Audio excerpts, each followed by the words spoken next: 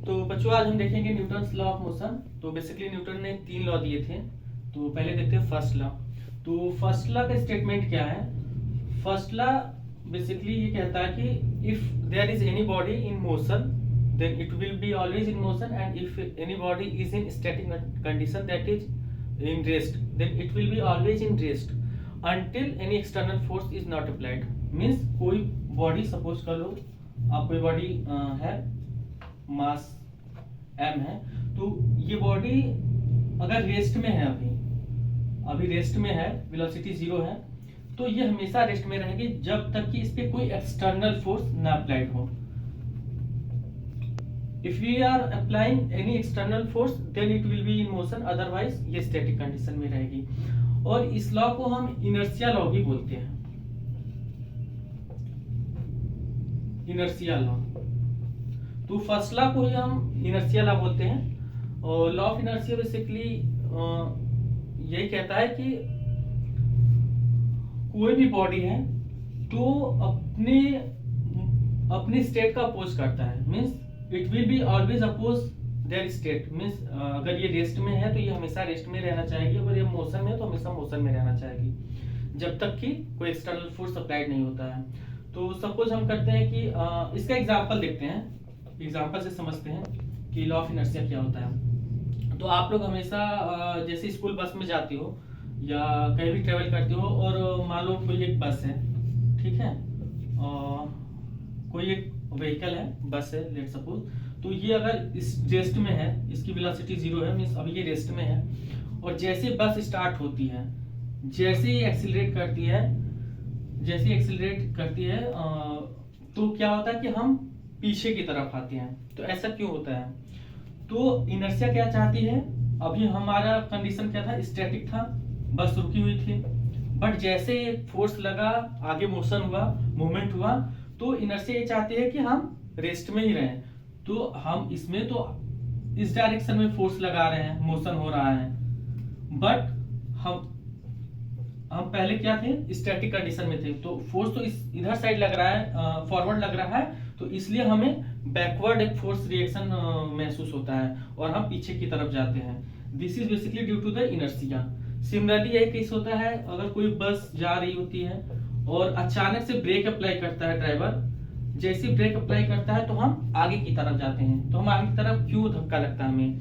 इसलिए कि बस तो स्टार्टिंग में क्या थी? फॉरवर्ड मोशन थी, बस जा रही थी किसी एक्सीलरेशन से, तो इनर्शिया यही चाहेगा कि वो मोशन में रहना चाहेगा। बट जब हम ब्रेक अप्लाई करते हैं तो क्या होता है कि अचानक से बस रुक जाती है, तो हमारी बॉडी क्या है?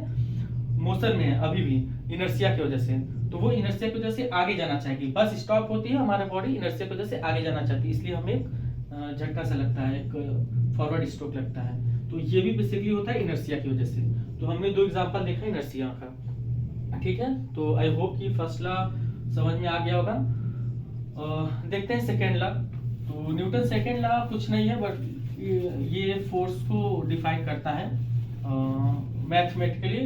न्यूटन सेकेंड लॉ क्या कहता है कि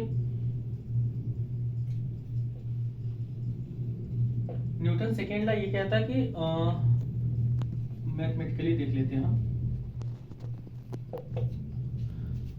rate of change of momentum, means momentum क्या होता है हमारा? P equal to mv। तो rate of change of momentum, force is basically the rate of change of momentum. इसको हम फर्दर एक्सप्रेस करेंगे तो F equal to d by dt, और मोमेंटम क्या होता है? mv।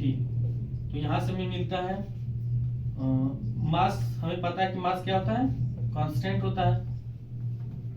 तो मास हम बाहर ले लेंगे और ये आ जाएगा dv बाई dt। अब dv बाई dt बेसिकली क्या होता है? dv बाई dt हमारा एक्सीलरेशन होता है। तो यहाँ पुट कर देंगे F इक्वल टू, मास बाहर आ गया, ठीक है, मास बाहर आ गया, और dv बाई dt को हमने क्या नाम दिया है? एक्सीलरेशन। तो F इक्वल टू m।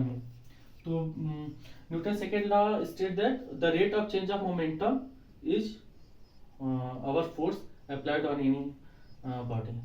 सो ये 2 लॉ हो गए। और थर्ड लॉ कुछ नहीं है, थर्ड लॉ सिंपली है कि थर्ड लॉ क्या कहता है कि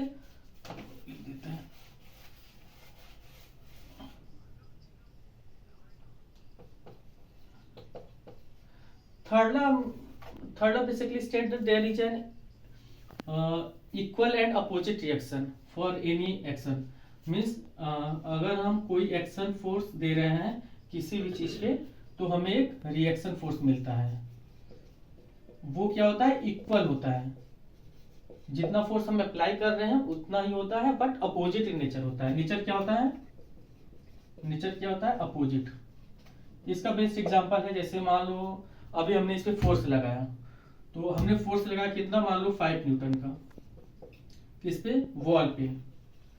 तो हमने 5 न्यूटन का फोर्स लगाया इस डायरेक्शन में, तो ये वॉल क्या करेगी, हमारे हाथ पे ऐसे, हमें चोट लगी ना। चोट क्यों लगी, क्योंकि वॉल ने हमारे हैंड पे उतना ही फोर्स लगाया, बट अपोजिट एंड इक्वल।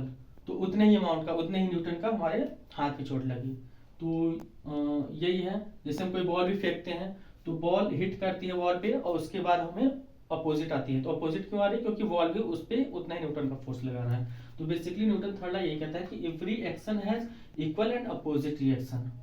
तो ये 3 लॉ थे न्यूटन्स लॉ में। आई होप कि आपको समझ में आ गया होगा। ठीक है, ओके, थैंक यू।